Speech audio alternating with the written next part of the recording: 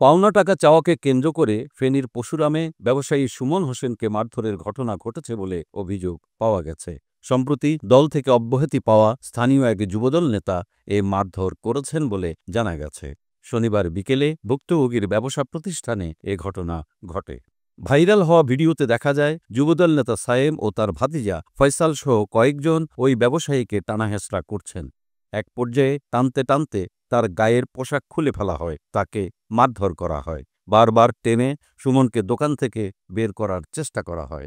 পরশুরাম উত্তর বাজারের ভুক্তভোগী ব্যবসায়ী সুমন অভিযোগ করে বলেন, বকেয়া টাকা চাওয়াতে দক্ষিণ কোলাপাড়া ৫ নম্বর ওয়ার্ড যুবদলের সভাপতি মোহাম্মদ সায়েম ও তার ভাতিজা ফয়সাল সহ কয়েকজন আমাকে মারধর করেন। রাতেই সামাজিক যোগাযোগ মাধ্যমে মারধরের একটি ভিডিও ছড়িয়ে পড়লে বিষয়টি জানাজানি হয়।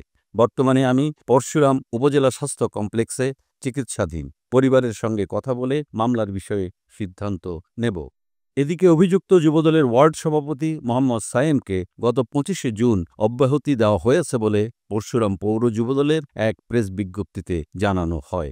পরশুরাম পৌর যুবদলের আহ্বায়ক মোস্তফা খোকন বলেন, দলীয় শৃঙ্খলা পরিপন্থী কর্মকাণ্ডে জড়িত থাকার অভিযোগে সায়েমকে ২৫শে জুন অর্থাৎ ১৭ দিন আগে দল থেকে অব্যাহতি দেওয়া হয়েছে।